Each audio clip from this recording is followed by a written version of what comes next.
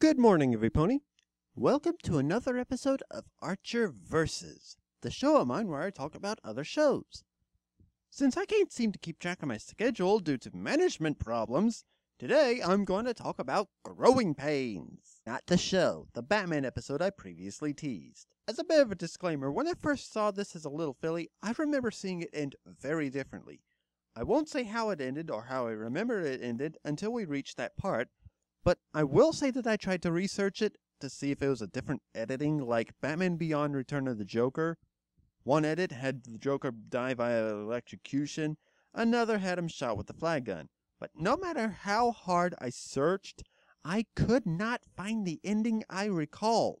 But enough about me and my fillyhood, let's get into Growing Pain. We start out as a little girl runs down an alleyway. She comes across Gotham's version of the Warriors gang and is helpless until Robin comes along and pummels them.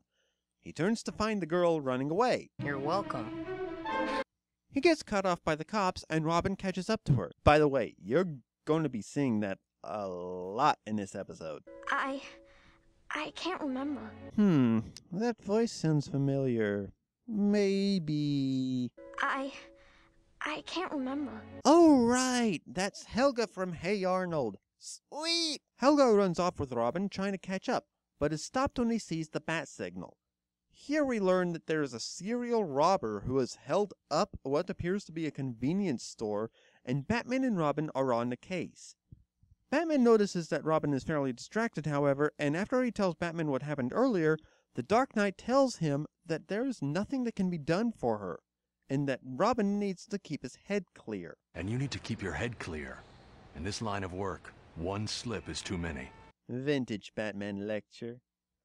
While taking a ride with Alfred, Robin spots the little girl walking down the side of the street. If you guess that Robin leaves Alfred, you get a cookie. He enters a bus terminal following the girl, which causes another chase that almost gets her flattened by a bus.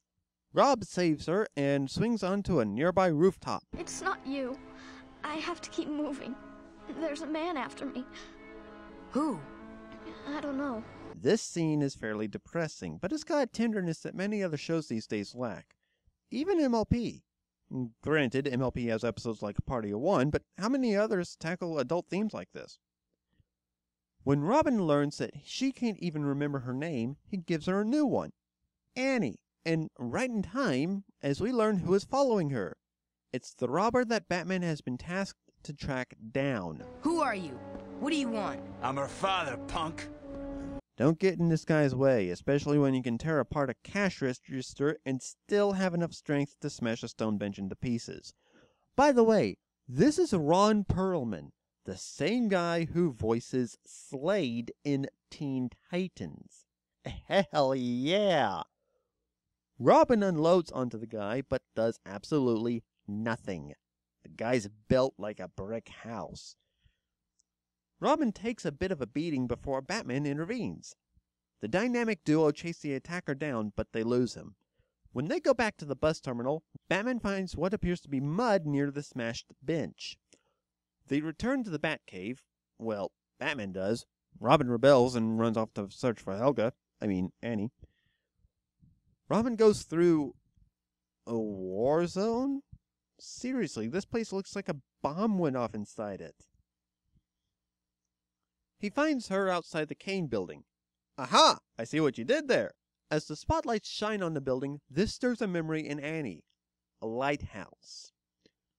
After climbing the side of a rocky shore, the two come across a chemical plant.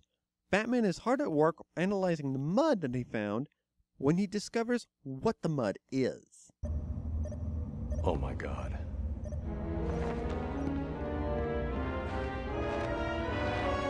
What is it? I know who Daddy is. He speeds off as Robin and Annie enter the plant through the pipes, traveling down memory lane for Annie. And it is here where we truly meet her father. Finally, you've come back to me.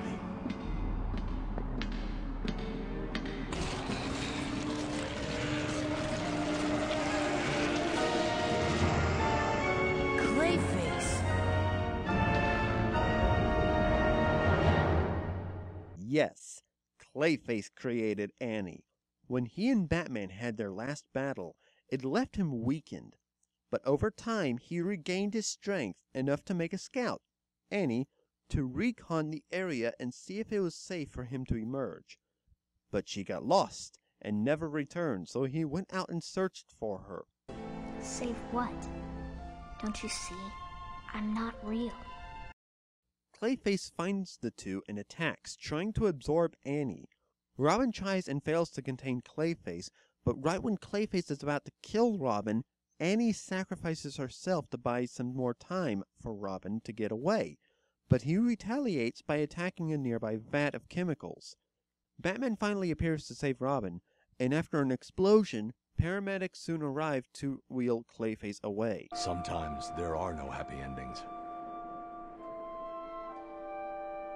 We'll book them on the robberies and B&E, right? Anything else? Yeah. Murder.